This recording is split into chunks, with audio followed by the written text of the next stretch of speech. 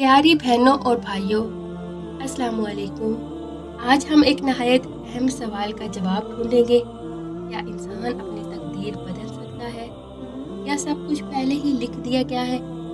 یہ موضوع صدیوں سے انسان کے ذہن کو الجھاتا آیا ہے۔ آئیں قرآن اور حدیث کی روشنی میں اس کا صحیح جواب جانتے ہیں۔ تقدیر کا مطلب کیا ہے؟ تقدیر کا مطلب ہے اللہ تعالیٰ نے دنیا میں ہونے والے ہر واقعے کو اپنے علم اور حکمت سے پہلے ہی لکھ دیا ہے، جیسا کہ قرآن میں آتا ہے، یعنی ہم نے ہر چیز کو ایک اندازے اور پیمانے کے ساتھ پیدا کیا۔ سورۃ قمر آیت نمبر 49۔ کیا انسان مجبور ہے؟ نہیں، انسان مجبور نہیں ہے، بلکہ اس کو اختیار دیا گیا ہے۔ ہم نماز پڑھنے کا فیصلہ خود کرتے ہیں یا چھوڑنے کا، نیکی کریں یا برائی، یہ اختیار ہمارے پاس ہے۔ اسی اختیار پر ہماری پکڑ یا جزا و سزا ہوگی۔ تقدیر بدلتی ہے یا نہیں؟ رسول اللہ صلی اللہ علیہ وسلم نے فرمایا، دعا تقدیر کو بدل دیتی ہے۔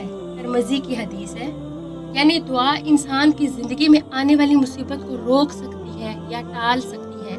اسی لیے دعا کو مومن کا ہتھیار کہا گیا ہے۔ اعمال کا اثر، صدقہ، نیکیاں، والدین کی خدمت اور دعائیں، یہ بھی تقدیر میں آسانیاں لے آتی ہیں۔ حدیث میں ہے کہ صدقہ بلا کو ٹالتا ہے اور عمر کو بڑھاتا ہے۔ حقیقت کیا ہے؟ اصل حقیقت یہ ہے کہ تقدیر کے دو حصے ہیں، علم الہی اور سیکنڈ ہے عمل انسانی، یعنی اللہ پہلے ہی جانتا ہے کہ ہم کیا کرنے والے ہیں۔ ہم اپنے فیصلوں سے اپنے راستے چنتے ہیں، لہٰذا محنت، دعا اور نیک اعمال کے ذریعے ہم اپنی تقدیر کے فاصلے کم کر سکتے ہیں۔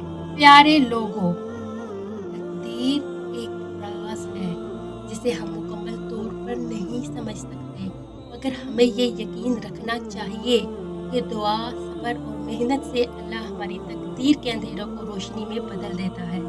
لہٰذا ہمیشہ اللہ پر بھروسہ رکھیں، نیک عمل کریں، والدین کی دعائیں لیں اور اپنی زبان کو دعا سے تر رکھیں۔ اگر آپ کو یہ ویڈیو پسند آئی ہو تو لائک، شیئر اور سبسکرائب ضرور کریں۔ کمنٹ میں لکھیں، یا اللہ ہماری تقدیر آسان فرما، تاکہ یہ دعا سب کو فائدہ دے۔ میری اللہ پاک سے دعا ہے، میرے تمام ویورز کے گھروں کو سکون، ان کے دلوں کو خوشی اور ان کی زندگی کو رحمتوں سے بھر دیں یا اللہ۔ یا اللہ، جو بیمار ہے انہیں شفا دے، جو غمگین ہے انہیں راحت دے۔